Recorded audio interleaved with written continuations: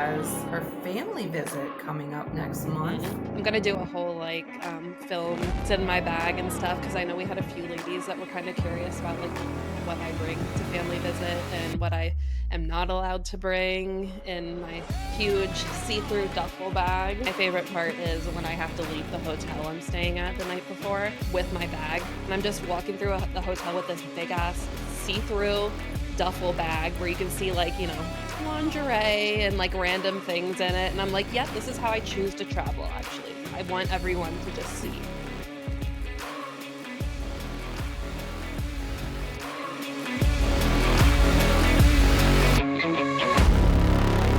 Hello, everybody, and welcome to Love Within Walls, a Prison Wife podcast. This is episode 9, and I'm your friendly host, Gigi, and I'm here with.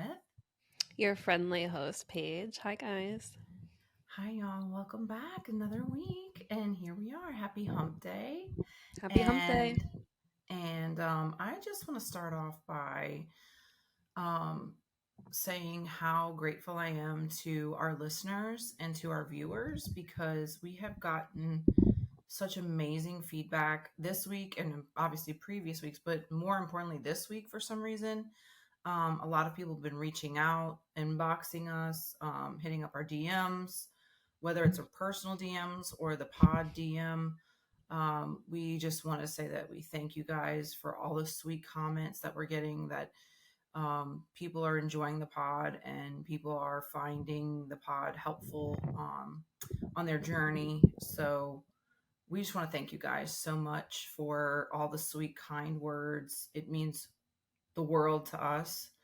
Um, Paige, do you have anything? No, I know you I'm got some I'm DMs so too. glad that you even brought that up though, because that's what I wanted to say first. Because since we started this, I feel like we've had so many really awesome people reach out to us, but especially as of lately, I feel like a lot of women who aren't maybe as like openly in the prison wife community or involved in that have kind of reached out to both you and I, and shared some things with us, and it's kind of nice like being able to connect with those people too who aren't just in our little community, and like the things that have been said to us have been so nice, and I really can't even express how much those things mean to us. I told Gigi that, when we started this, if literally one person ever messaged me and said something like that, that I would be like, oh my God, this is like doing all of this and like, preparing and Mm-hmm. every week, like everything is so worth it to know that, we're able to help other people feel comfortable, you know? So thank you Yeah. guys. Yeah. We definitely appreciate all the feedback and the sweet messages, and just conversating with you Hmm. guys. Some of y'all come to us and tell us, your situation and, how we can help you and help you get through the journey that you're on and things like that. So it's been just nice to have conversations, sharing our stories with our listeners. So yeah, so guys, please keep hitting us up. We tried so hard to reply to Hmm. everything and to um, stay in touch with you guys and check on y'all and see how y'all are doing. And so please hit us up. I know if you don't feel comfortable sending it to the pod, you can always send it to my personal Instagram, Gigi Taylor 26, and Pages is Love Within Walls. So you can always hit us up on the pod, a Prison Wife Pod, or Gigi Taylor 26, or Love Within Walls on Instagram, and we will be happy to talk with you, hear your thoughts, all of it. So thank you guys so much for such amazing feedback and help us. Hearts. Yes, and help Yeah. us take over the world. Share, tell your friends, help us take over the world. We want to be the legit first prison wife podcast to take over the world. We just That's what we want. And it's official now. Not only do we have shirts, be polite. I got me, and Hmm. Paige has one coming on the way, a Love Within Walls neon sign It's so for our pretty. podcast. So Love it. yeah. Oh my gosh. Thank you. Thank you. And of course, this pod would not be a pod at all if it weren't for our wonderful sponsor, beyondbarsimaging.com. Instagram. And Beyond Bars Imaging, if you yeah, check the Instagram on Beyond Bars Imaging. Paige just put out some fire pictures. She's been working also very hard on blending pictures, and she is a genius. So, if you would like a little upgrade on your prison photos or blending or merging different pictures of your loved ones and yourself, or maybe children, please message or hit up at Beyond Bars Imaging. No, Yeah, Beyond Bars what is it? Imaging at What is the handle Instagram. on Instagram? I'm sorry. Okay, I got it right. Woo! I'm sorry, I had a brain fart. Beyond Bars Imaging, and you can check out her website and put in a request at beyondbarsimaging.com. So, Paige is a genius. If you haven't checked mine out, please, she made my Yep. dreams come true last week. I don't know if I talked about it on the last pod, but Michael and I have always had a dream of getting married in the mountains in Tennessee. And then instead of having like a big lavish ceremony and reception, we would just kind of do a more of an intimate wedding and maybe have like just very close family and a couple of friends. And then we wanted to have pancakes at the Pancake Pantry in Tennessee as our Perfect. wedding cake. Perfect. So she made that happen. Yeah, All I yeah. did, can I tell the how I did it? And she nailed it. Like I didn't even really give her that much. All I said was, this is what we want. We want to be married. We want to have I want to be in a lace long sleeve dress. I didn't even tell her what suit to put Michael in, but she put him in a blue suit, which blew my mind because that's what I envisioned. When I thought about our wedding, I told Michael this, like, Hmm. I just picture you in a blue suit for some reason with like brown shoes. Like that's what I saw. And she just did it. And it was like almost like Yeah. Hmm. what's the word? Like psychic. And so she made it happen. And all I did was tell her what I wanted. And I sent her an image of the inside of Pancake Pantry in Gatlinburg, Tennessee. And she got it as close as she could. And it is amazing. So if you have not seen it, please go to my Instagram. I posted it. I'm gonna post some more because she did multiples, different different backgrounds. So I'm gonna show you the other one this week so you can see it, and it is amazing. I actually posted it in my story, and tagged Beyond Bars Imaging. But I'm gonna go ahead, and since that's gone, long gone, I'm gonna actually post it as a post so you guys can see it. So please check out Beyond Bars Imaging and Wow. beyondbarsimaging.com and get your amazing not so prison pics, You're visit the you're pics the best done by billboard I could Paige. ask for. You know what I mean? Like, I'm the best period. MC that you can have. All right. She is. I'm the best hype girl. I will hype any I girl. I will That's hype any one of my man, favorite woman, things child about up, Gigi is pet, that she is like a whatever. hype woman, and I'm like, not to say I don't have great friends because I have great friends, but I'm used to having friends that like don't do that ever. Like I feel like I'm usually like the one that does that, and Gigi's like one of my first friends that like hypes up the things that I do like that. Like I'll do an edit and she'll just share it. It'll be like a random person that she doesn't even know, and she just shares it and she's like, "Look at this," and I'm like, so I love you for that. Mm, Yeah. no, It's you. because you're amazing, Paige. It's because you're amazing. And Big hey, look Mike. who's with us. Big Mike. This is I love that pic. this is me and Big Mike at Visit. Check out his Paul Skeens mustache.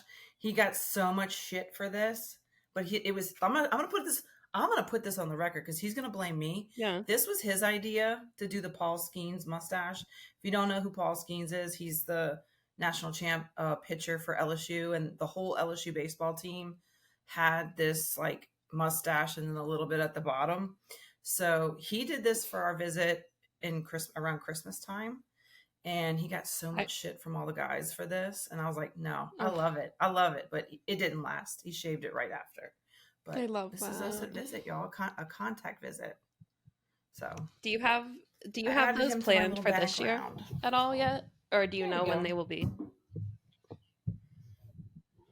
I have Yes, I have a contact visit Mhm. definitely on my birthday, Woo which woo. is May 26th. Gemini. Okay. So on my birthday, I'm going to have a contact visit with my hubby. And then we Mhm. probably will have another one because we've only had one so far this year. We'll probably have another one over the Mhm. summer. I told him Yeah. not our weekend, that only that one weekend. So, which we will obviously be talking about in July. We will be talking about our experience. Yeah. Can I Heck go ahead and yeah. tell them, Yeah. or do you want to go ahead and tell them? Me? Go ahead. Oh my gosh. Well, in Yeah, yeah. You July, go ahead. we're gonna go, all the admins in our Love Within Walls group, that's me, Gigi, Jaden, Carly, and Britt, we're gonna go to Nashville, Tennessee. I'm so excited. I've been there one time and it was a lot of Girls fun and I trip. wasn't there long enough to enjoy it. So I'm excited. We're gonna have a good time. We're gonna go live too. And film a I'm very pod excited. together. Yeah, we're gonna actually do. Mhm. We're gonna film a pod in Yeah, yeah. Nashville on the roof. Hopefully on the rooftop if it's not too hot. If not, we'll do it in our Airbnb, which we have a sick Airbnb, by the way. It's cool. And then we have, um, we're going to be doing a live. We're Mhm. also going to be doing vlogs.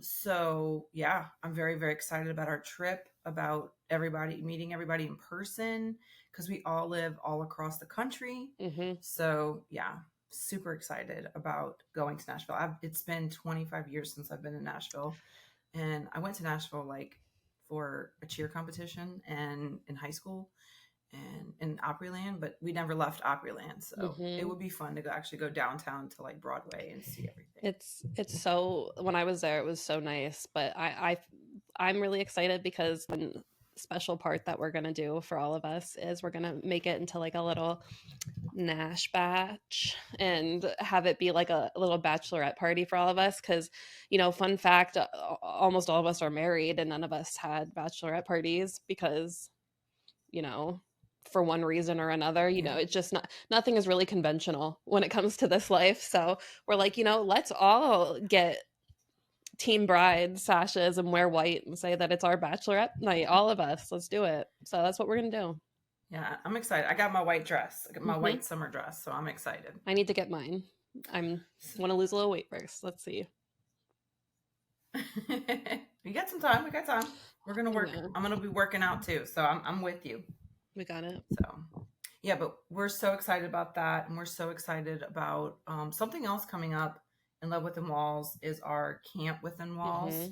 which will be an adult summer Oh camp. my gosh. I know we kind of preview talk dropped little teasers last week, and so we're getting more and more into it, and I'm getting more and more excited Hmm. about our week-long summer camp for prison wives. So if you haven't, please join our Love Within Walls Facebook group.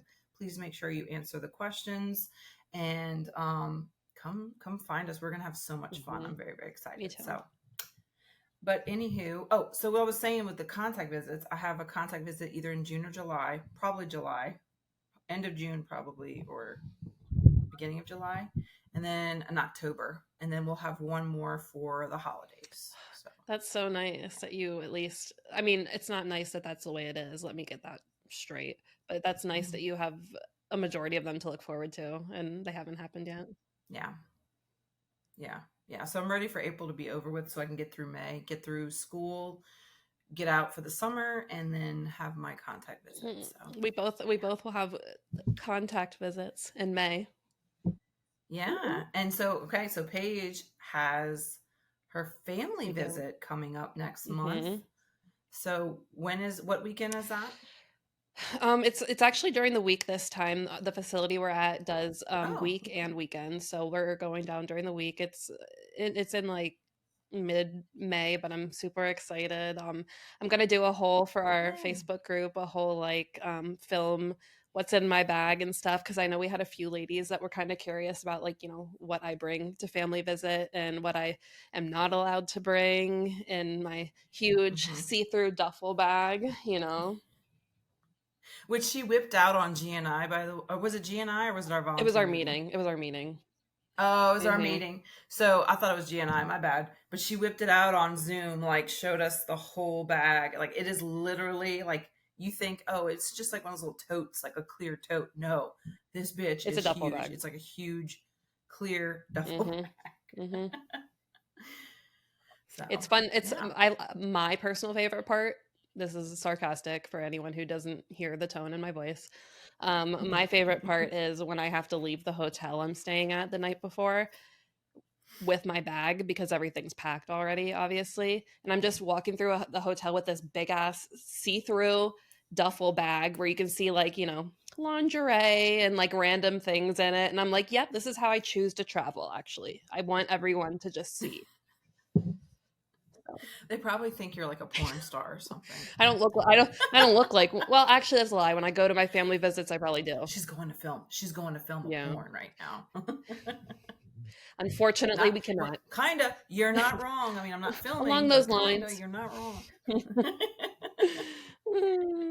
So we're excited. We're gonna get All love right. next month. Lots of Yes. loves. Lots of loves in the month of May. All right. So this is episode 9, and we're gonna start off with our "What up with that?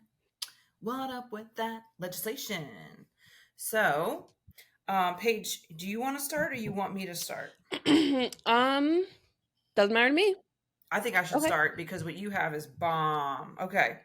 So I'm just going to go over a couple of things that I saw on the grams. First things first, I posted this on my story today.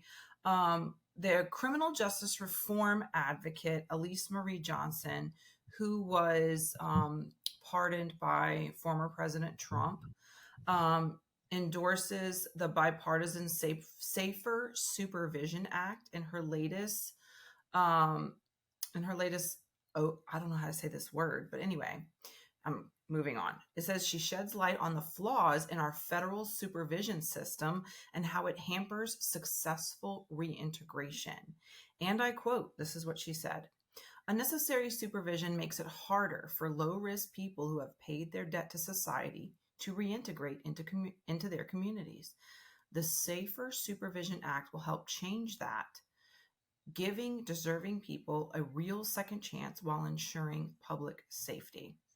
So you can actually follow her on her username. Her Instagram name is Elise Marie Free on Instagram, and obviously she talks about this, her support for this Safer Supervision Act to make it more successful for people to get out and stay out and reintegrate successfully into society. So that is coming.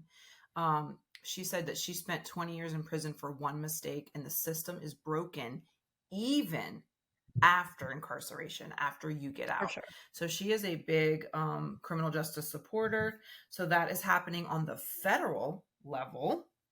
Part two from Pelly Post, who we love, from Wisconsin, the state out of Wisconsin. It says legislation advancing in Wisconsin could create a reentry center that aims to ease transitions for people getting out of prison. The center would include offices where people can meet with their parole and community supervision agents. Additionally, staff at the center would help people with tasks including finding housing, creating and submitting resumes, signing up for health care, getting government documents like social security cards, and setting up bank accounts. So if you want more information on that, obviously the first reentry center would be set in Milwaukee, Wisconsin. So if you have a loved one in Wisconsin who is getting out soon, that might be something that if this bill goes through, that you could use this center in Milwaukee as a way to help them successfully reintegrate, get all the things they need, get resources that they need. This is something amazing because the probation and parole system is set up to make to Yeah. for people to fail. It's set up like it targets, and the amount of recidivism is so high because it sets them Hmm. up to fail. So this is helping to reduce recidivism, aid reentry, and help those people get what they need to be successful and kind of almost bridge the gap between parole and probation and the formerly incarcerated individual. So kudos to Wisconsin for putting forth this bill, this legislation, and I hope that it does go through because more states need stuff like this. And I'm going to give a shout out later to a group that's doing amazing things here in Louisiana, despite, my rant from last week, all the bullshit. But I'll do that at the end of the podcast. If you're in Louisiana and you need resources for parole and reentry. All right. And my last one, I promise, I saved the best for last on my end. Okay. Woo! I just saw this today, put out this morning. Published yesterday. Sorry, I apologize. My dates are wrong. Y'all, it's going down in Bama, y'all. It says Alabama prison warden and wife arrested on drug charges. You don't say. What up with this? I just wanted to say this. It says an Alabama prison warden and his wife are behind bars after being arrested in North Alabama on drug charges. It says he was the warden at Limestone Correctional Facility in Harvest. He began his role as warden in 2022. Short run. He's been with the ADOC for more than 20 years. The officials had search warrants and arrest warrants carried out Friday morning at these people's home, y'all. Good. It also included the Alabama Department of Corrections Law Enforcement Services Division and the SWAT team. They were taken into custody without incident and transported to the county jail. So very interesting.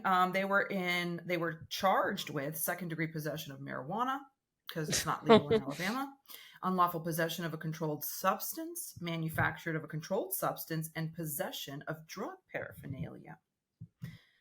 So very legal. Interesting. The investigation is still going, but people were up in arms about this because they were saying, this is why our loved ones are ODing. This is why our loved ones, even though most of it seems to be more marijuana related, but they did have other controlled substances in their possession. So, but it's the visitors. But it's always the visitors. Like we said, we learned it wasn't the visitors during COVID when we couldn't visit and they were still getting the same amount of drugs. So. Yep. So, y'all, I just want to know how it feels to be on the other side. Like how it might be like being a warden, being a correction officer, and then getting arrested. Because let me tell you, at Angola, if you ever search Angola's history of correctional officers, wardens, there's always scandal, whether it's sex scandal, drugs scandal, greedy money scandals, that kind of stuff. We have our fill of them. So it's just interesting to see how the people that were controlling the prison are now themselves incarcerated individuals. Hope that they don't hate those laws and everything that they, reinforced and have to abide by. And you know what I hope? I hope they don't get off. Like, I hope they don't get off in charges or get lesser charges because they are who they are. That would piss me off. I hope not. We'll have to stay on that. Yeah. Because while they throw the books at our people, I'm going to follow this. While they throw the books at our people, these people get off. And they're supposed to be the ones enforcing the contraband rules. They're all corrupt. They're literally all corrupt. I mean, I'll be honest, not all of them. Yep. But unfortunately, a majority. No, we can't say all, but there are some bad apples in there for sure that blame us, but they're the ones really bringing it in. So, more proof. It's not the visitors. Anyway, all right, Paige, your turn. It is a very sad story. So anyone who has me on Instagram or Twitter might have already seen me post about this. This is or what I'm talking about is regarding an incident that happened at the New Folsom prison in California in, I believe it was 2019. Um, I've read this about so many times, I don't even know the exact date. Oh, yes, it was. Um, so basically, what happened, they have video of this now. They have video of the practice run and the actual time when it happened. Um, in the ADSEG unit of the prison, which for those who don't know, that is basically like the shoe that's, where you are the most secure in the prison. They do have day room there, but the way that day room is they bring you out with multiple guards and then they put you down in a chair and then they like lock you in and double lock you in, and you're not moving from that chair basically. But that's how they give them their day room or like recreational time. um, so back at the end of 2019, there were two men who were told by another inmate that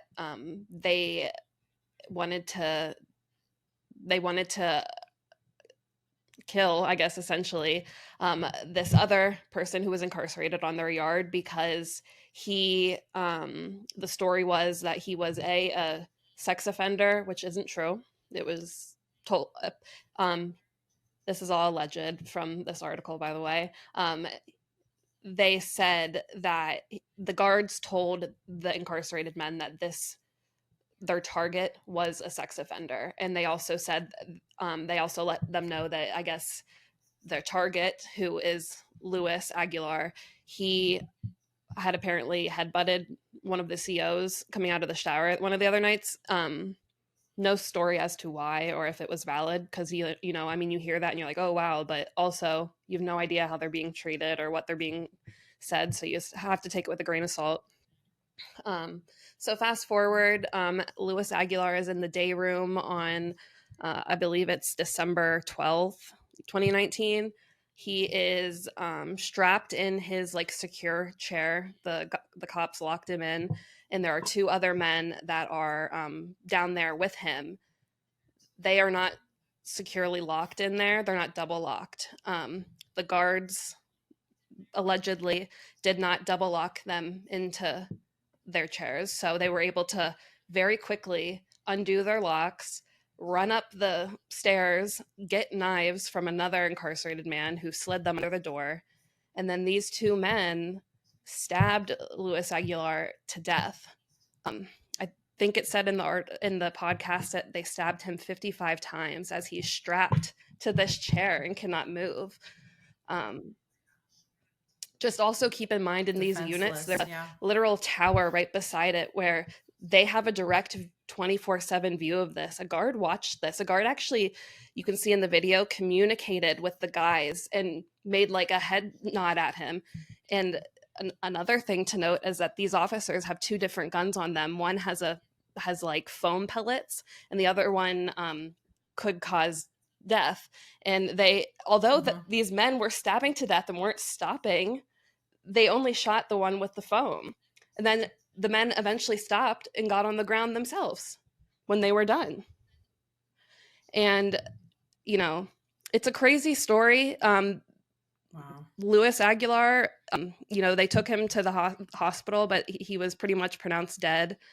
It's actually came out, this whole podcast, I want to give a shout out to KQ'd podcast. So that's KQED. She, Julie Small, I believe is her name.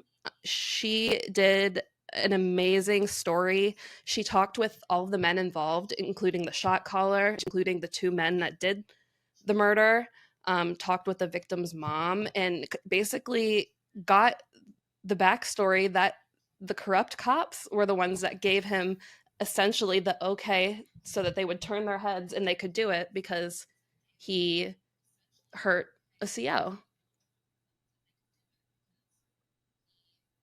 Yeah, and they also said he was a sex offender, which he And they was not. spread obviously some So other false there is actually information. one CO. If you, it's really interesting. I really Which suggest was everyone wrong. goes and listens to it. It's really important too.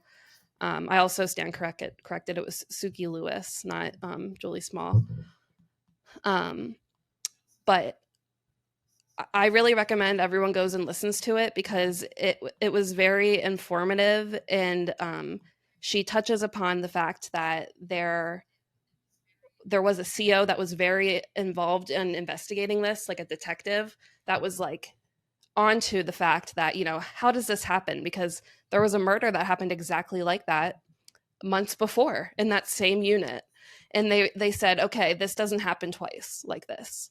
And he was on to it and he almost figured it out. Then he commits suicide. Yeah. So, you know, it makes you ask a lot of questions. And there was another guard that was kind of in on the good side of trying to figure out, what just really happened. And he even, I guess he had an overdose.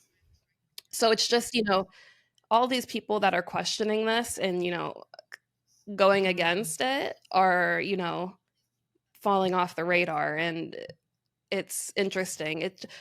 I just don't want it to go silent. What? So it's like they're just disappearing, Yeah. or As soon like it's just like they're disappearing, the ones that are like trying to get information and find things out. It's like as soon as someone shows interest in trying to get justice victim, they Mm-hmm. it's bad news for them, and it's just sad, and it shouldn't be like that. It was so painful to listen to the podcast because Yeah. all you do is you think about, what if that was my husband? Like, I'm Yeah. sorry, I can't imagine getting that phone call. Like, are you kidding me? It's terrible. Like, it's Yeah. bad enough that they are in prison dealing with these conditions. Like, that's who makes my blood boil. And I guess my biggest question was, if they're in the seg unit, which means Yep. segregation, that means you're separated from other individuals. How is this happening if in a segregated unit Yep. And another that's thing, high security? they also apparently put two enemies side by side in this same unit with the tensions and everything, which was a factor of why this happened. It's it's crazy. They fucked up a lot. It just seems very sick and twisted, Yeah. you know, Hmm. as far as the people that are in control, It's scary to know those are the and the fact that people that have they're, control over what happens to your loved one. It makes me want to throw yeah, up. yeah. And I know this is not obviously not the first time anything like this has happened. And it's obviously in facilities all over the country, that things like this happen. So Yep. it's just, my heart breaks for his family, because a prison sentence shouldn't be a death Hmm. sentence. And I say that even for my husband who has a death sentence. His death sentence is not done until the death warrant is signed. So he should have safety and be kept alive and have the chance to live each day until that day comes. And maybe for, I don't know what his sentence, this gentleman's sentence was, but even a life sentence shouldn't be. Their safety should be priority number No, one. I can. And I feel like when COs do this and they let these things happen, it's it's just it's just scary. It's very scary because they're the ones in control, and yet they're playing God, and it's a very fucked up way. They took. You know, I'm sorry, I'm kind of being blunt here, but that's it was just a very horrific story to read and listen to. So my heart goes out to his family for sure, because like you said, I can't even imagine getting that phone call, because prison is not meant to be a Mm-mm. death place. It's meant to be a housing and safety and protection within the walls and outside of the walls. So I agree. And I yeah. just want to say, I want to show this picture of him and his mom because it's a cute picture of them. And I did not look up his crime. I'm almost positive it was nothing long term. And he was literally, this picture with his mom was him out the year before. So it must have been a recent thing that he was incarcerated. But this picture is from 2018. It was him and his mom. So I just wanted to show that for them, you know. Yeah.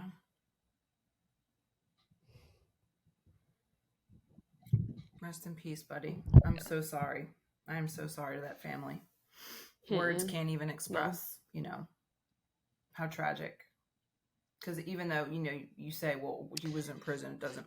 His life If I hear matters. anyone say that, Our loved I'm ones' gonna go off. lives matter.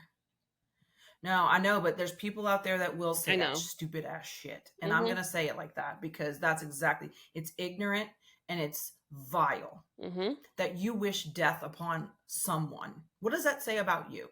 Sorry, No, I'm it getting really heated. it does. I'm getting heated. It's disturbing. The fact that people Yeah. actively advocate the death penalty. This is just on all of it, and then say shit like that. It's like you're gross. Like I'm sorry, I just don't. I'll never understand. I could never think like that. Yeah. Yeah. Um, so yeah, but these are people. These are human beings. They have families, they have Hmm. wives, they have children, they have mothers, they have grandfathers. Some of them are grandfathers and grandmothers and aunts and uncles. So these are real people. They've made a mistake, and it doesn't mean that their life is pointless or for your entertainment. They're doing their time. I don't know what Sorry, else you not want. sorry. You That's what I know. say. Yeah. Yeah.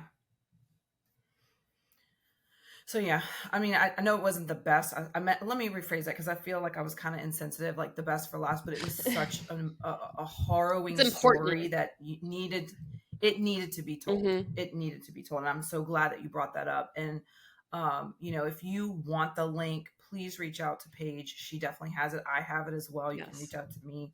Hit up the pod if you want to listen to the pod or get the link to the article. Please They have a be video be of yeah. not of the actual run, but they have the Okay. video of the test run.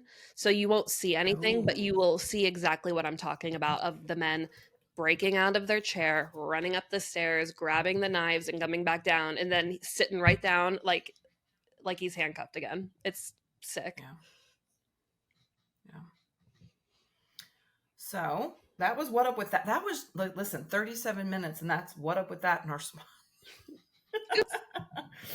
So that's okay though. I like this because this actually is. So I didn't say this in the beginning, but this is a mystery It pod. So is. think of like, like the Airhead, the white one where it's like the mystery flavor, or the Dum Dum Sucker where it's like got the question marks all over it. We decided to do what we call a mystery pod where we don't have a topic. We are just going to kind of go with the flow. And that's kind of what we've been doing since the jump on episode 9.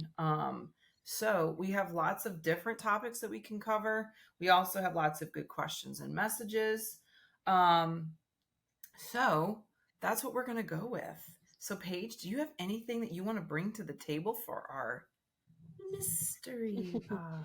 I do have one thing to announce, maybe, and I won't spill all of the tea with it, but I will say that we have locked in our first pod guest. Woo, woo, woo. We don't have a date, or should I say guests with an S? Think about it Plural. like that. Mm-hmm. All I can say is that I'm literally so excited. I told Joe as soon as we got the word about it, and I'm literally so Mm-hmm. excited, and I know that so many of you are going to be so excited and have want to hear. And you can tell by the shitty grin on my face. I'm like, okay, so, but you'll know soon. Hopefully, I'm hoping that we can get that maybe filmed and recorded next week, so that maybe it could even be like number 10. Yeah, like big double digits, our first double digit Yeah, episode. That would that be would be fun. fun. And can we give a little hint? Like this person obviously, can we say like their loved one came home? Yeah, let's say that their loved one Okay. is home right now, and we won't even give any more context because that'll probably give it away. No. Okay, Yes, so that's what I say. Yeah. that's it. So for those of y'all that maybe have someone that might be coming home soon, please stay tuned for that episode because it's going to be really amazing. I'm very, very excited as well. Yay. So, and I had a thought here, and I'm trying to remember what I was going to bring up, and I'm having brain lapses today for some reason. Um, Paige, I had a thought and it's Me gone. every It day. left me. Mm, It escapes me. I'm Dang trying to it. think. Oh, I know what I wanted to talk about. I know what I want to talk about because this was a hot topic. It's always a hot topic in prison wife groups. It's always a hot topic, a hot button topic. But I wanted to give a shout out to my one of my friends that I met in the beginning of my journey as a prison wife. Her and her husband were actually, she lives in California. She is technically, it's weird because I'm going to tell a little bit about her journey. I'm not going to say who she is, but I just want to tell a little bit about her journey. She was a CDCR wife, but her husband was, I guess, because of the overpopulation in the prisons about maybe a decade ago. Her husband was put into a private prison in Arizona. Have you ever heard of that before? No, Where they're CDCR prisoners, but they're stationed or moved to I've different never. I states. mean, I know that I have heard of He was even in Mississippi. Oh, what go ahead. did. Go ahead. So I've heard of like being able to do transfers, but you usually have to have both facilities okay, and it usually has to be like a really good reason. That's the only thing I'm aware of. Well, he was also in Mississippi at one point in a private prison in Mississippi. So it's crazy, I know. So he was a CDCR prisoner and sent to different facilities around the country. But mind you, she still got CDCR wife privileges. So she got to have family visits at their facility in Arizona and Mississippi. I want to give a shout out to her. Her husband came home, I want to say probably around 2020, 2021. They now have a child together, out on the outside. And now she has become, part of, I guess, like a probation officer almost. So, I thought it was just very interesting because, a lot of people that are correctional officers or probation officers or were in law enforcement or something, we always see them sometimes end up with incarcerated individuals, find love in the facilities that they work in. I just applaud her because she found her husband.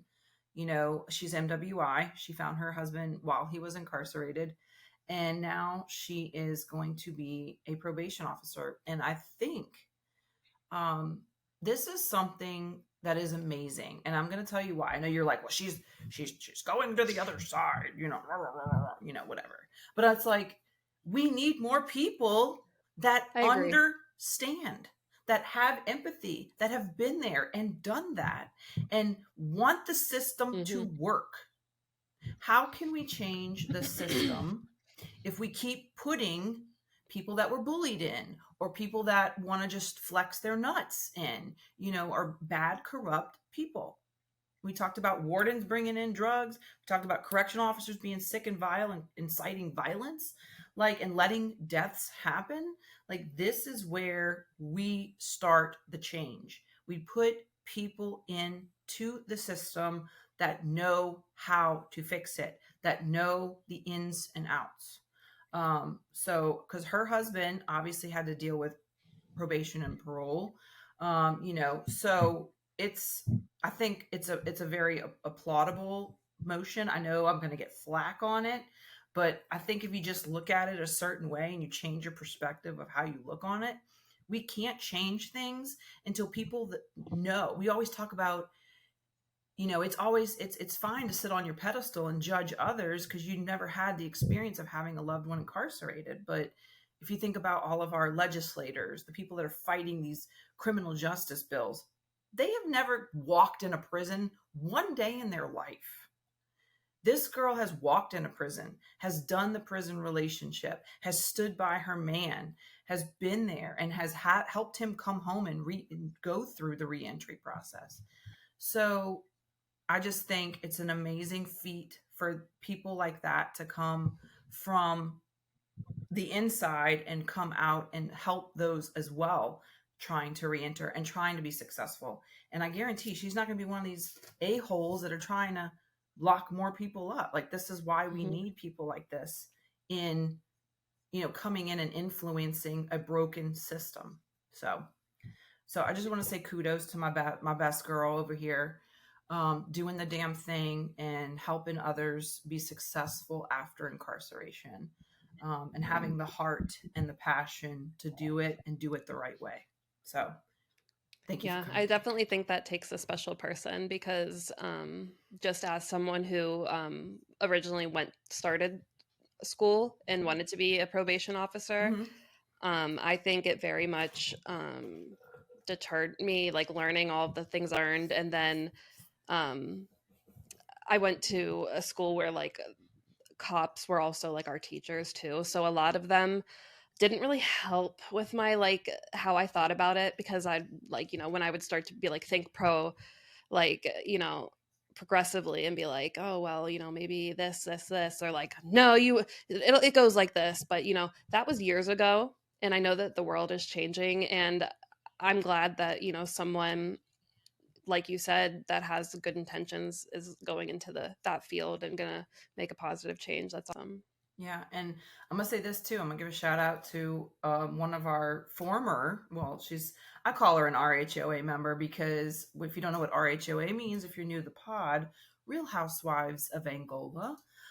She was one of the OG members of RHOA, and her husband had a life sentence, and he got a commutation of sentence, and then was eligible for parole. Got parole, and he is out. He's been out almost, I don't think not quite a year, but we're getting there. I would say 3/4 of a year at this point. And he's doing phenomenal. But while he was incarcerated, she had the balls, the lady balls, to become a defense attorney, put herself through law school, and now she is a post conviction attorney, and she's helping win cases. And boy, she is a pit bull in the courtroom. And I've seen her on our pardon and parole hearings are all on YouTube Live in Louisiana. They're on Zoom, so you can see them. The public, they're open to the public where you can watch them on Zoom. And I've seen her, and she is a pit bull, and she is an amazing attorney. And the fact that she took her husband's situation, being incarcerated in Angola, put herself through Mm-mm. law school, which is no easy feat, and then coming out and representing some of his friends, loved ones that are in Angola too, and other LADOC facilities, and getting she just got somebody a commutation of sentence and parole eligibility, and got parole. So another person free from concrete and razor wire. So, we need more of that. We need more people who know this life in these positions and in these roles, because that's where the empathy starts. That's where the non-corruption starts. So kudos to her too, because it's so important to have people on that know what you're going through and experiencing. So I just wanted to shout out there. And I've met a lot of people on this journey, and there's even some correctional officers that I know that have fell in love at Angola, and they're amazing people, and their stories and their love stories are valid. And I know when you see a former correctional officer in a prison wife group, they get nothing but shit. And they end up, some of them tell me, like one of them told me, like, this is why I don't join the prison wife groups, because, even though I'm technically a prison wife, because this one woman ended up leaving, left, you know, resigned from being a correctional officer, and now she gets to see her guy at rodeo. I don't think she can visit because Louisiana Mm-hmm. visitation rules are very, very strict, but she does get to see him at rodeo weekends. Um, and so I don't know. I just think it's Like we need people like that, people seeing the humanity in in the incarcerated Maybe not individual that. themselves, not people like I the was just gonna ones. say maybe not that Wait, much. what? Maybe not. I'm a little conflicted with that. I'm not. I'm Please not. don't I'm steal not my against. man. Please I'm don't not. steal my. I, Well, I'm and not I am against too. that. I know that Yeah, there yeah. are Go ahead. situations like that. Um, but I do feel a certain way about some of those. Like, I don't think you should ever be in a position like that if you're looking Okay. for a relationship or any. You know what I mean?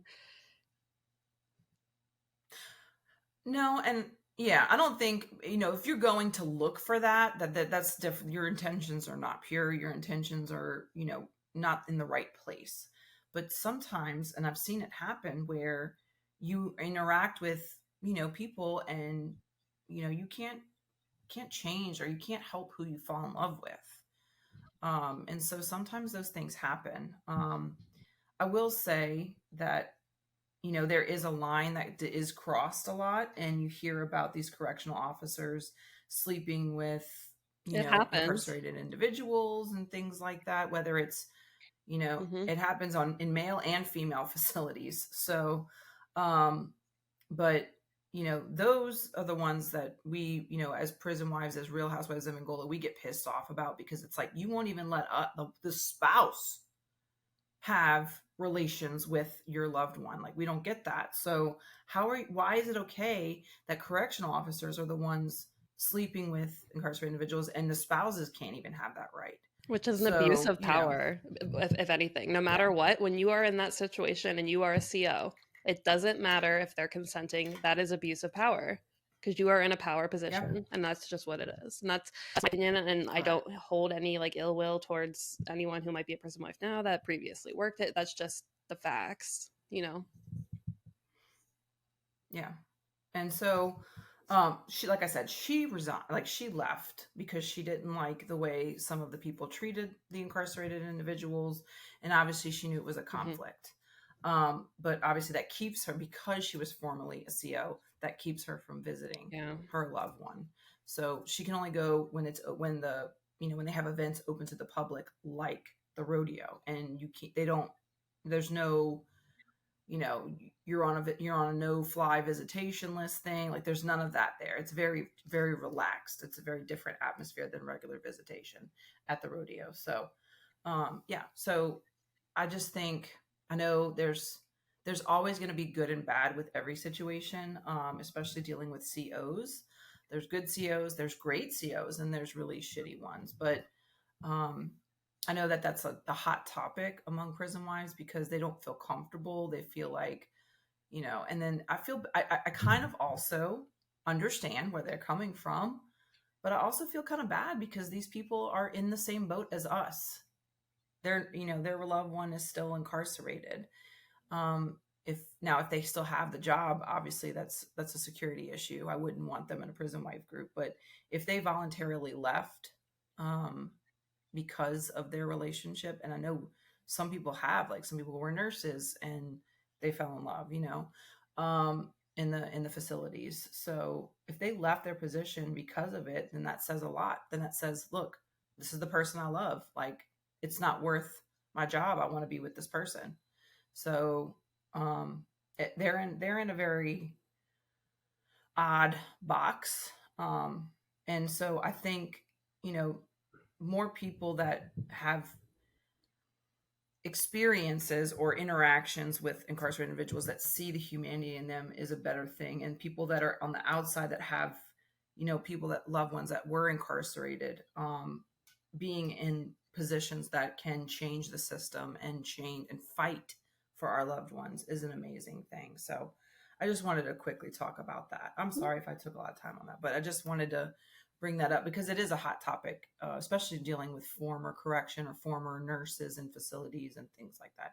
Because I'll tell you, Hmm. I've met a lot. Yeah. They're out there, and they get ostracized a lot and judged a lot in prison wife groups, and they end up not staying in a lot of those Facebook groups because, The only time I'm judging them is if they're still employed. Because I'm sorry, but yeah, I'm judging you. okay, yeah, fair enough. I think that's fair because, you know, um, you're still using your job as a way to flex power You have over power someone. over, like, you it Yeah. doesn't, no matter what, it's still a power situation, so it's like, Yeah. But I mean, in most, I'll say this, in the majority of uh, pretty much almost 98% of the people that I've talked to that were in working in facilities and met their loved one there, the majority of them are no longer working at that facility. So I think, they see that there's a conflict of interest there. So yeah. So my heart goes out to them. I know it's a weird place, but especially the ones that really do fight for their loved ones, and even trying to visit them, trying to get on a visitation list, and it's virtually impossible. And then obviously getting flack from other prison wives. I'm not a hater. I'm not a judger. So I love everybody, and I just wanted to give them a little, props. I don't want to say props, but um, little love, I guess, a little hug, a little air hug, Yeah, and I because don't wanna say that I'm a hater or judging them either. I just don't agree with it if you're employed. That's just where I stand okay, with it. yeah, I could say the same thing. I could say the same thing for sure. So anything else, Mm-mm. Paige? I know this is a mystery episode. A lot of people have been asking us how to deal when their loved ones are feeling down in the dumps, angry, upset, while they're still inside. I don't know, because Mike, the biggest thing I can do for Mike, I'll tell you this: when Mike's pissed, Mike doesn't get pissed very often, but when he's pissed, woohoo, is he livid? And what I try to do for me to help him is let him vent. If he's angry, let him vent. Talk to him, communicate with him through it, and let's just, and most importantly, just listen. If they're upset about something, open your ears and listen to understand. um some people were asking me, like, how do you help like my husband's depressed, or my husband is upset, or he's in a funk, and or he's angry, or he's saying these It's not your things, and job to I'm fix them. worried, like, First off, I think you need to um realize, you know what I mean? Like, as a prison wife, no, I feel it's like not. we Yeah. always think that that's our job, is to fix everything, and it's just it's not. Like, half the time your job is listening, like you said. Supporting, yeah. Mhm. But that is our job, supporting. So I would just recommend, listening and just being there for them and letting them know that you're there for them.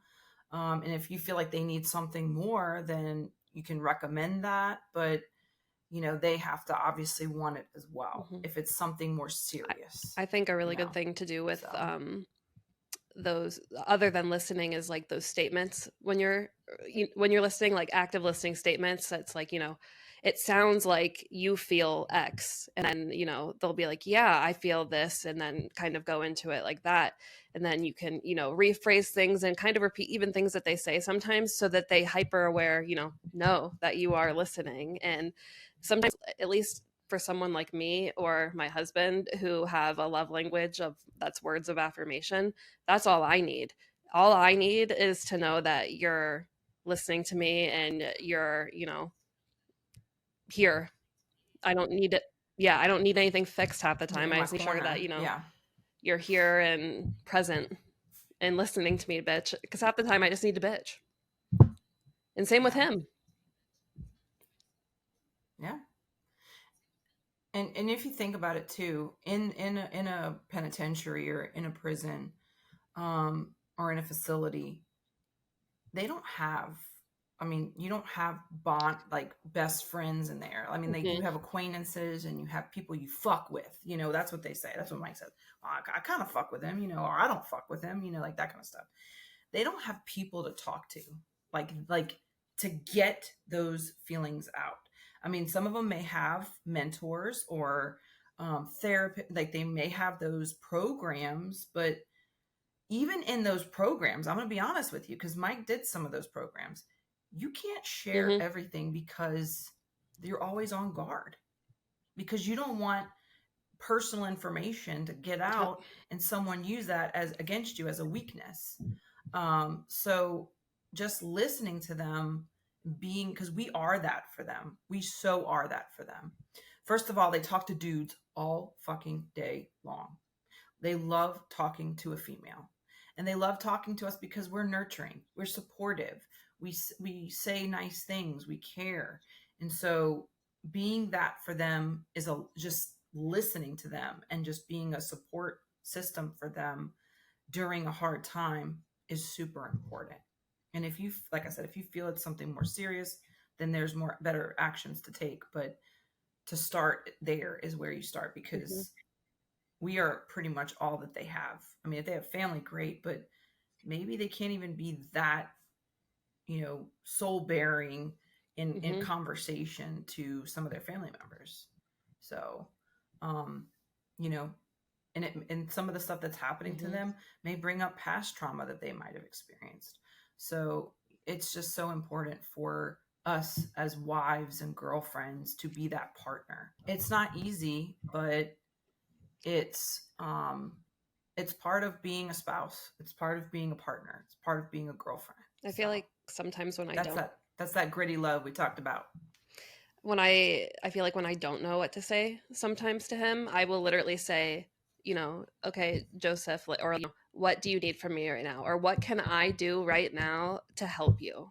Like, you know what I mean? Just vocalizing that, Mm-hmm. I feel like is it literally brings the question to the center, and you know what I mean? Like, tell me what I can do, or at least give me a hint, like, help me Yeah, help you. and that just reaffirms to them that you're there Hmm. for them. Like, you're here, like, I'm here for you, like, what do you need from Hmm. me, that kind of thing. So um it's just it's good. It's a reassurance for them to let them know that A, they can talk to you, B, you'll be there for them no matter what. And they can tell you the gritty shit that they can't tell other people, maybe in their family, maybe their friends, that kind of Hmm. stuff. So yeah. Are you ready to dive into some questions and Oh yeah, messages, Paige? We got a lot of I good am. questions. All right, guys, here we go. Our first message is from our awesome SpeakPipe website, our basically a voicemail. If you want to leave us a voicemail, you can hit us up on SpeakPipe. It is on our link. Sorry, I'm about to say LinkedIn.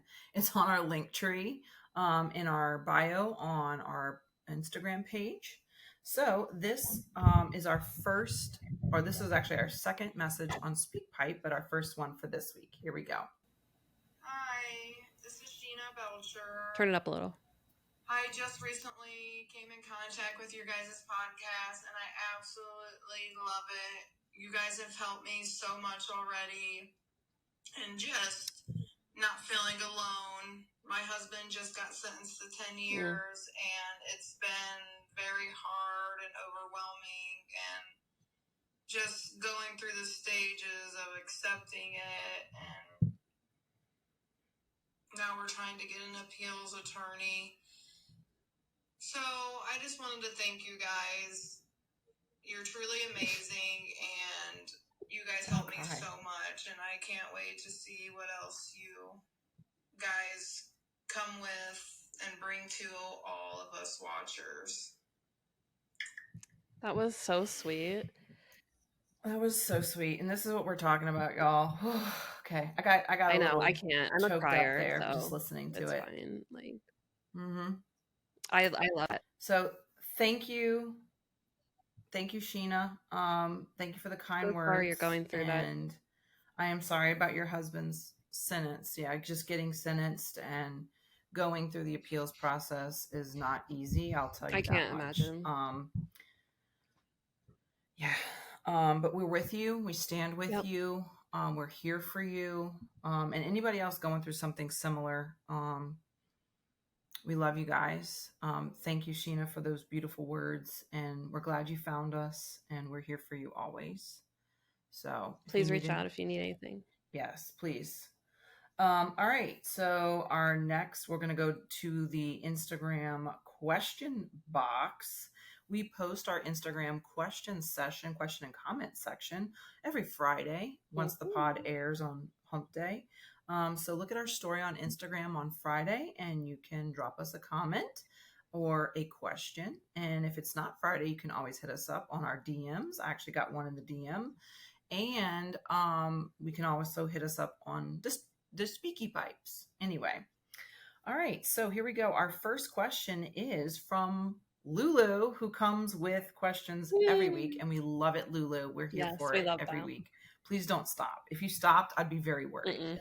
All right. No, I'd be upset. So Me this is too. good. All right, Lulu starts off with, if you want to travel to go to a restaurant, to get a coffee, etc., do you simply go alone or with friends?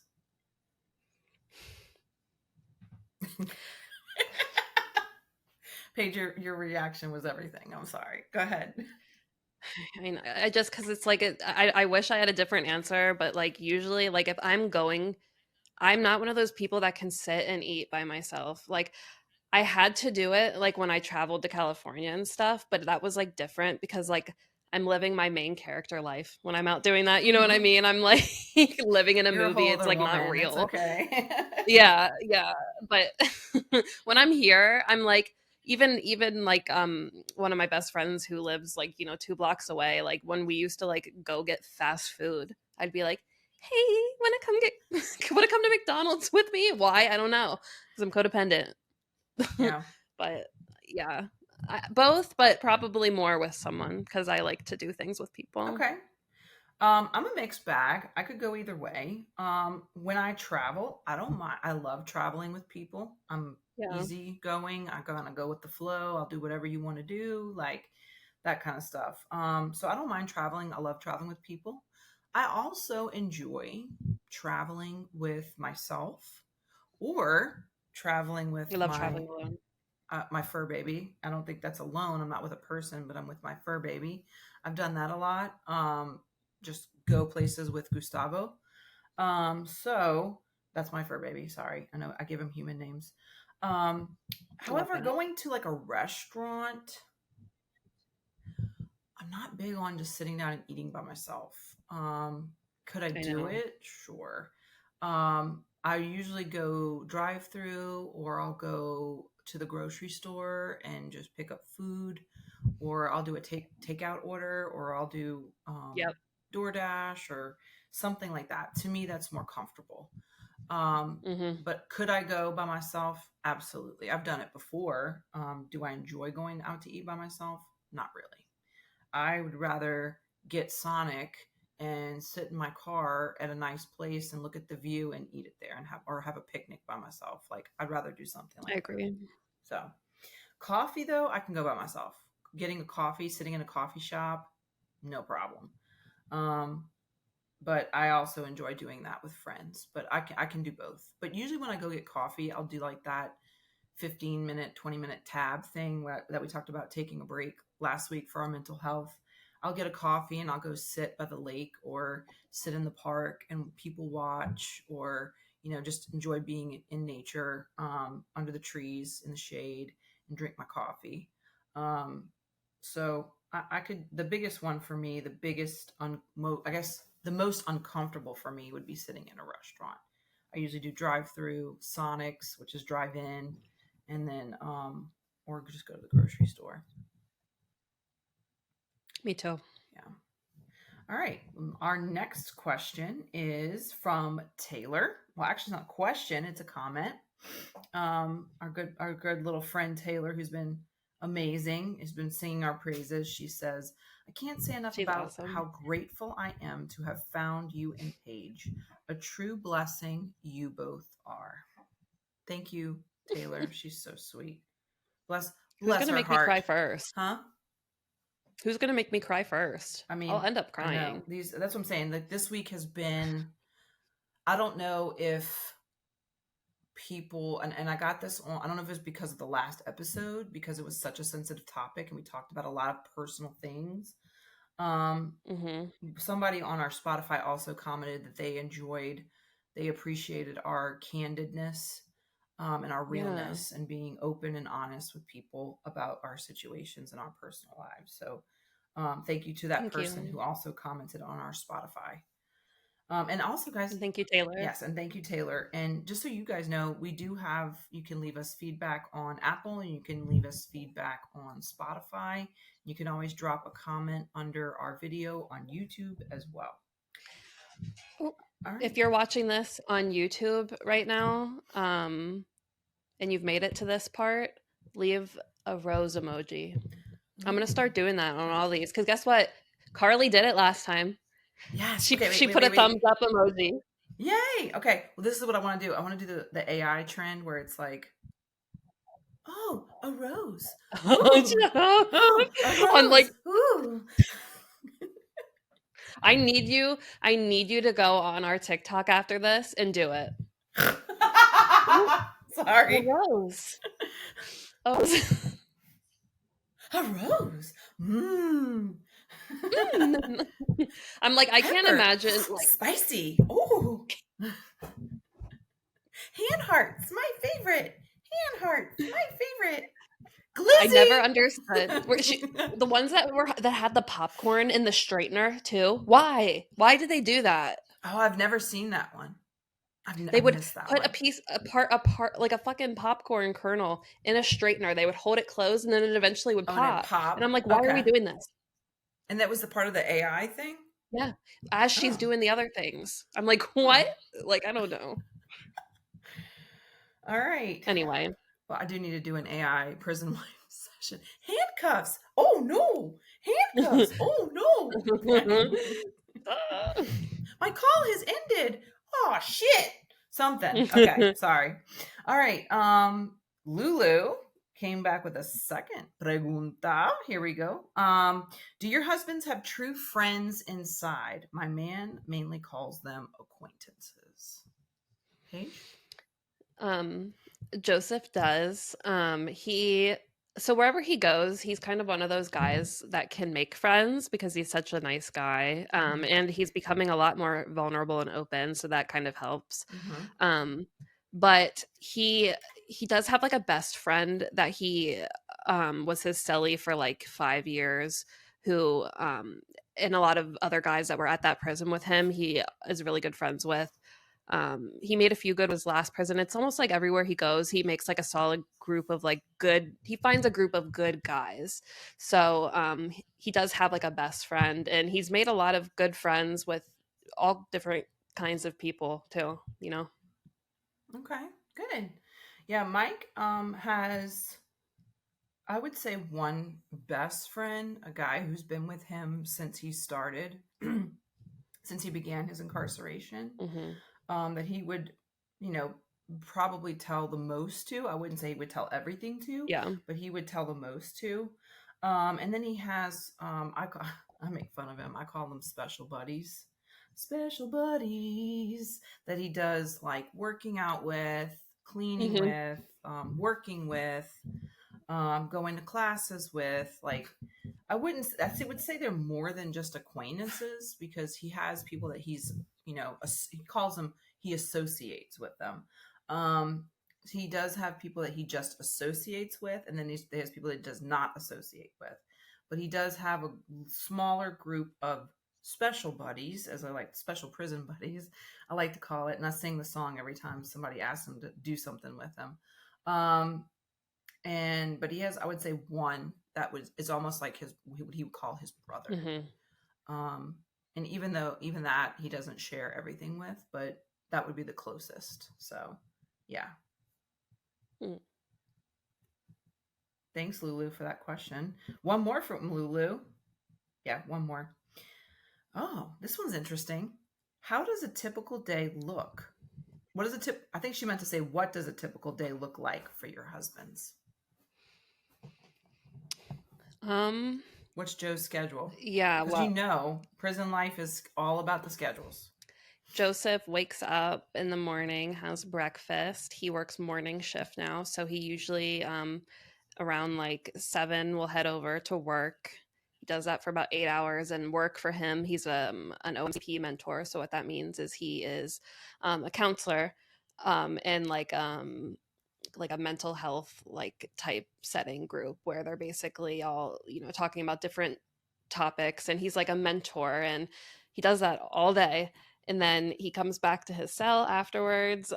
He'll have dinner. Some hopefully they have actual dinner in the cafe or whatever, but half the time they get cell fed. It depends. He'll take a shower sometimes if he can. If he can't, then he'll do a bird bath, and then comes back to his cell. Thankfully, his cellie now works the opposite shift as him, so like they aren't in the cell at the same time. So he will come back, talk to me for a good bit, and then sometimes go out to yard if he wants to, or go out to day room and go to bed and do it all over again. It's pretty much the same thing for him. He's starting up college again though soon, so he's about to get a lot busier. Oh, okay. Ooh, can I ask what he's studying? Yeah, psychology. Okay. Awesome. Yeah, Good yeah. for He's him. Look at Joe really go. excited. He's almost at his associates. He had to stop so many times because of all the times that they move him, and Mm-hmm. then he would move and then be put at a new prison that didn't even have the same college that he was going to.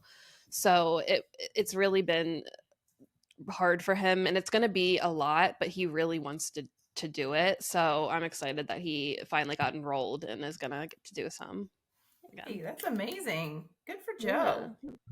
Hmm. What So about Mike's day? he is, oh, Mike's day. Okay. Mike is a morning person like myself. He usually wakes up about 5:15, 5:30 in the morning. He is in a single cell. So at night, 9 p.m. is the time where they close the doors. You don't have to have lights out, but it is, you close the door, you can request your light to stay on or be off. And then he wakes up at 5:15 ish.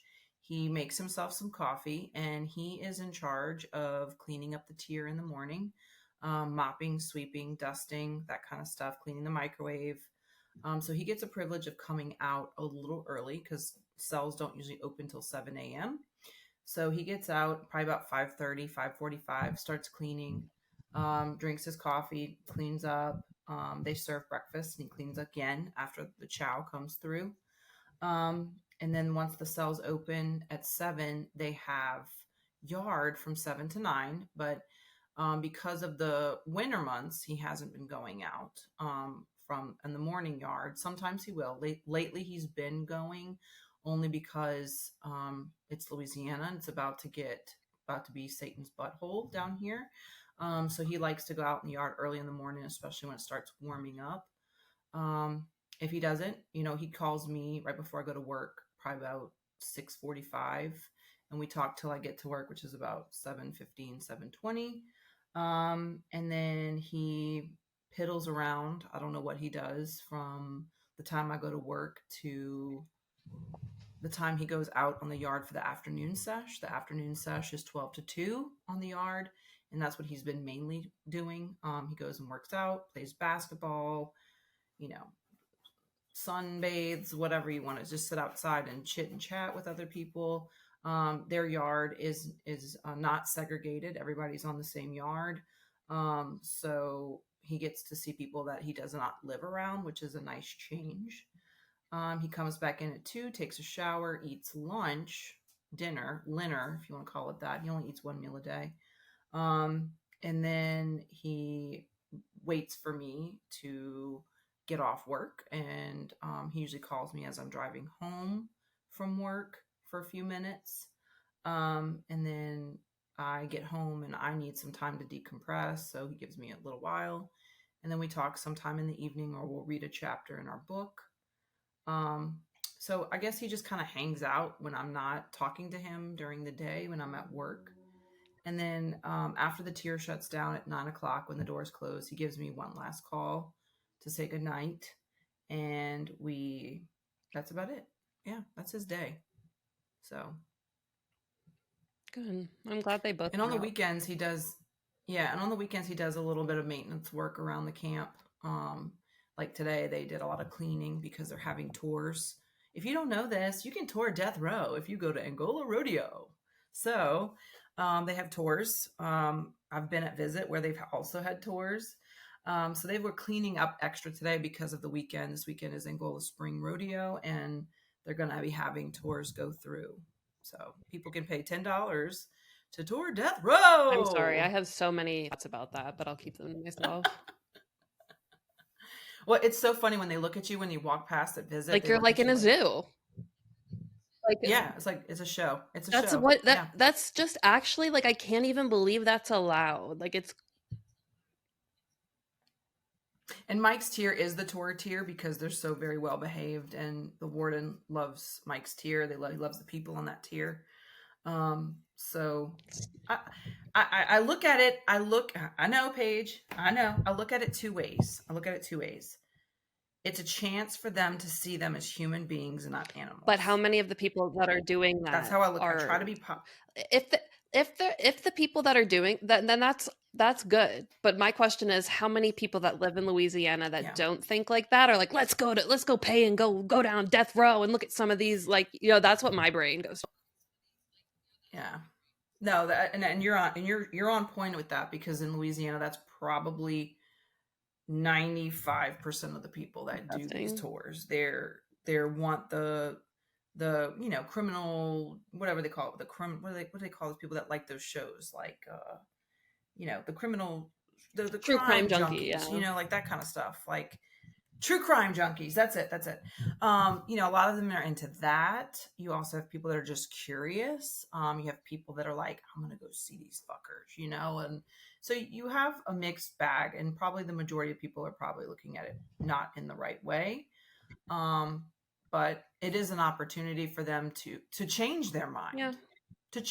mind, I do say that. I say, because these guys are on their best behavior. They're not being, How disgusting, do they rude, or trying to be violent or aggressive or how do they anything. advertise that? How do they They get to walk advertise on the it? tier with them. I don't know. Because when I was at rodeo, I never saw anything like "come toward death row, $10." That's when I'm like, what do they are they like, come look at the people on death or like No, I don't know how they do it. I didn't see it when I was at rodeo, so I don't know if it's like a kind of an insider, like, secret thing or what. I don't know. the people with the money can come see everyone on death Yeah, row. What the yeah, fuck? yeah. But they do have a lot of I got tours. They words. do. They have tours of people that are in universities. They have law school students come and tour. A lot of people tour throughout the year. It's not just, this is just I think that first time it's like open to the public. Like, and I was like, so you're telling me, Michael, I could Hmm. get on a tour for $10, get bused back to death row, and come hang out with you? And they're like, well, since they know who you are, they probably wouldn't even let you on the tier. I'm like, well, that's some fucked up shit because they're letting, Unless that John, rules in writing, I would like to challenge. Jane and John Doe, who don't, have not been background checked, come on the tier, but me, your wife, I can't even freaking come on the tier. What? So yeah, it's just kind of, I don't know, it's backwards. It's backwards for me Mhm. especially personally for me, because I was like, well, that would be awesome. What if I come on a tour? I get to see you. I get to see where you live. I get to see you. I can like say hi to you. I may not be able to touch you, but I can like at least see you. And he's like, they probably wouldn't even let you on the tier. I'd end up Okay, fighting someone in the tour group. it's Like like, you someone know made like a me. shitty comment. Someone would make like a Yeah, shitty comment and I'd be like, "Excuse me?" yeah, Like, yeah. And I'm like, I'm extra vetted. Like, they've ran background checks on me to be on his visitation list. Like, they know my social security number, all that stuff. So it's just frustrating. But anyway, that's a day in the life of Big Mike, the Mickey Mouse of Angola. And I wanted to, before we get into our shout outs, and our meme of the week, I did want to say that I have a friend, and I posted this today in our Love Within Walls group, I saw that. who had her loved one got violated his parole, and she's just looking for support. So if you have any insight on, he already is in county jail, and waiting to be transported. She's in Kentucky, waiting to be transported back to Pennsylvania, where he was originally released on parole. Um, and she's just going through it, and she does, a lot of us don't. I was like, listen, I can support you 120% and I can listen to you, but I have no experience in this. So if anybody has experience in that, can you please reach out to us, whether you comment, whether you go to the post in Mhm. Love Within Walls, our Facebook group, send us a DM or email us at prisonwifepod@gmail.com if you have any, or hit us up on speak pipe if you need to. um, if you have any information or experience with that, or any encouragement or support, or just telling her like it is, how what to expect, that would be so helpful, and we would be so grateful, just because I have no experience in this area and I don't know what to say other than I'm here for you. I'm sorry this happened, you know. So she's worried because he does have a revocation hearing coming up, and she's not sure how it's going to turn out. So she's kind of in a dark place right now, understandably so. So if you experience with violating parole and getting shipped off back to where you were, your loved one was at one point, and going through a revocation hearing, if you could please just let us know anything that we can let her know to help support her. She definitely was going through it this morning and reaching out to me, and she went to visit him today, a glass visit, and she said it was so hard, because he's been out for several years now. He got out before COVID. So, yeah. All right. Are we ready for the shout out? Shout Mhm. out. Give them shout. Give them shout. Give them clout. All right, Paige, your shout out. My shout out is to just one of my favorite little groups that was founded by Kareen Omri on mostly she runs it on Instagram and on Twitter, but it's called the Death Row Soul Collective. She's an amazing woman. Mm-hmm. She has been very involved in the death penalty since I got involved in activism.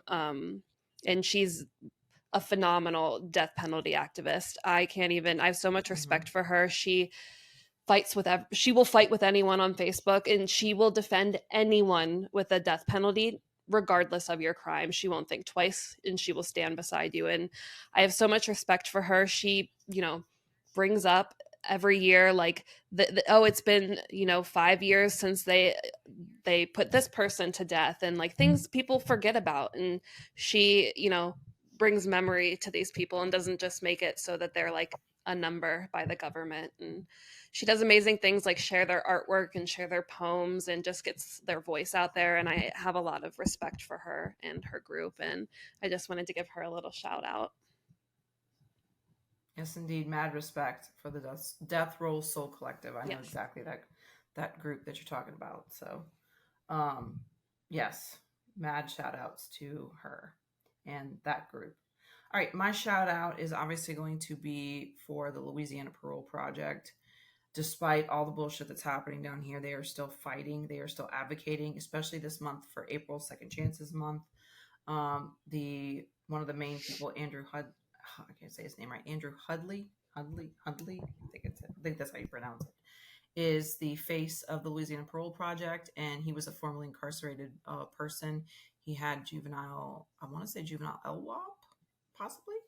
And he is fighting. He attends parole hearings, pardon hearings.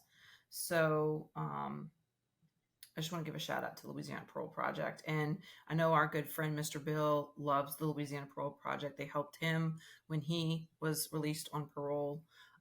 They give you resources for reentry, housing, work, setting up with your probation or parole officer.